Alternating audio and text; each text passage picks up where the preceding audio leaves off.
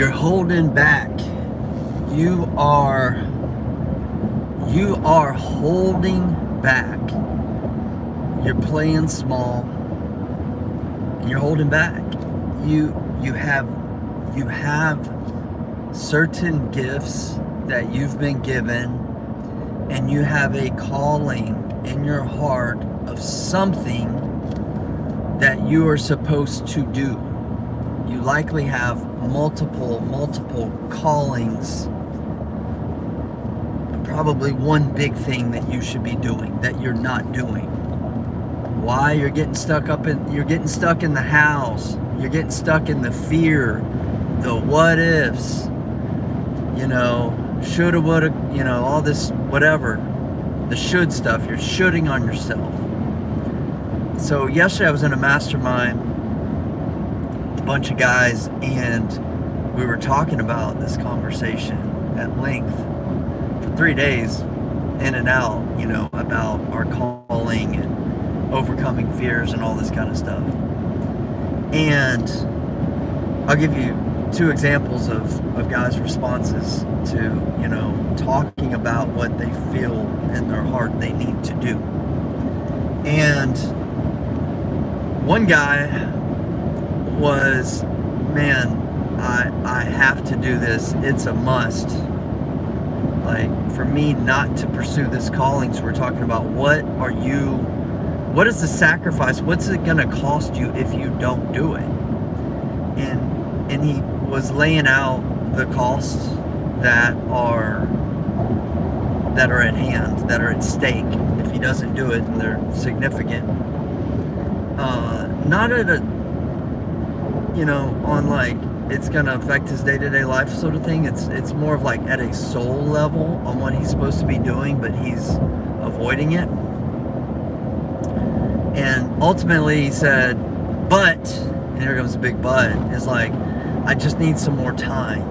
I really, I have to understand some other things, put some things in order, and then I can do it. That was one example. So essentially, the calling's knocking on his door, and he's not going to answer it. He's not going to respond. Another example of a guy, same conversation, why it's so important, what's it going to cost you. This guy is in a difficult spot, back's against the wall financially, had 7-figure dollars in his bank account, $1 million, sold or exited a company, and made some mistakes, lost everything,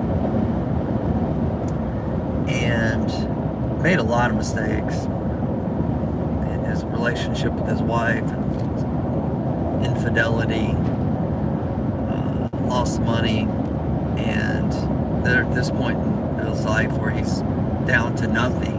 And what his wife wants more than anything is to have another child. And he's been telling her they can't have another child because they can't afford it. So think about how difficult that is. He's like, this woman's loved me unconditionally after all the shit I've put her through, including infidelity, and I can't even say we can have another baby because of finances. But we came to this point of talking about our calling and what's at stake if we don't pursue it. And I saw this dude just go all in. He's like, I'm gonna figure it out. He didn't think about the house. He thought about the why it's so important and what he needs to do. And he's like, dude, my wife, we are going to have another baby. I'm like, we're gonna start as soon as I get home, and I'm going to, I'm pursuing this calling starting now, even from ground zero. And there's a couple things here. And so see how this relates to you. Is one, you had the first example of the guy who was back was not against the wall. He was in a comfort zone type of place. And I've seen this time and time again. One of the biggest things that you have to be afraid about or fear is being in your comfort zone. Your comfort zone is the environment that is most conducive for you to continue on to the path of mediocrity. The comfort zone, when you get in that place, you need to be looking over your shoulder for something, some shit to happen, or like negative, or just be expecting nothing great to happen. Nothing's great gonna happen there. Like, if you are living in a place where you are comfortable in your spiritually, relationally, physically, financially, if you are comfortable in that place, you are not pursuing greatness. You're just like, you're not. So if you're okay with that, then that's on you. But for those of you, coming back to those of you who have a calling in your heart, something you know you're supposed to do, you just have to go. You just have to go. I'm not going to tell you not to plan. There's a bit of planning that's involved, but the most important thing you need to do is just go. And where do you go? You go towards the call, and you go to where you're led to go. You make plans along the way, but the first step whenever you're pursuing a calling is to go. Number one is go. Plan is number two.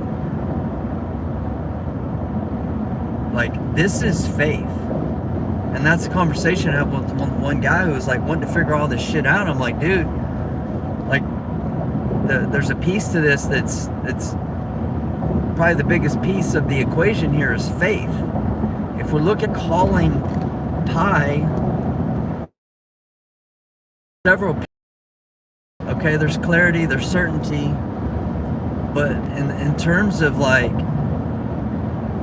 bringing that calling to fruition and bringing it to reality, like, you just got to start stepping. You got to start stepping and walking into it. You have to walk out your faith. You have to become that person by being that person and doing the things that you need to do. Like right now, you're never going to have the results of the calling you have in your life unless you can just go.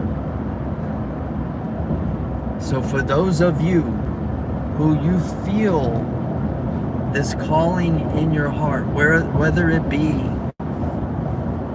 know, a lot of men I know, like, I'm a real estate guy, and you've got this calling to, you know, be a real estate entrepreneur, step out on your own. Like, I get it, but you got to go. You have to start going.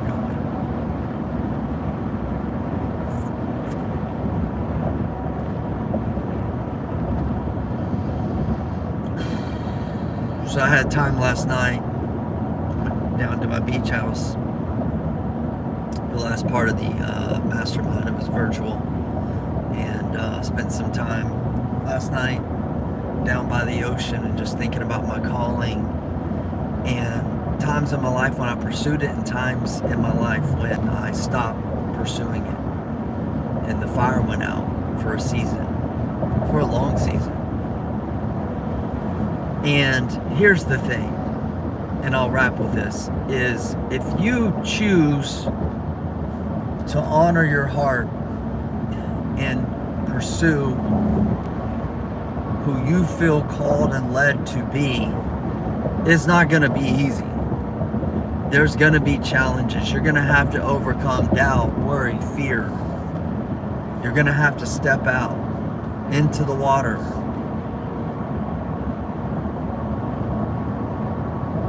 God's calling a lot of you to step out of that boat, and it's scary, you get it. And you're going to be challenged, you're going to be tested if you do.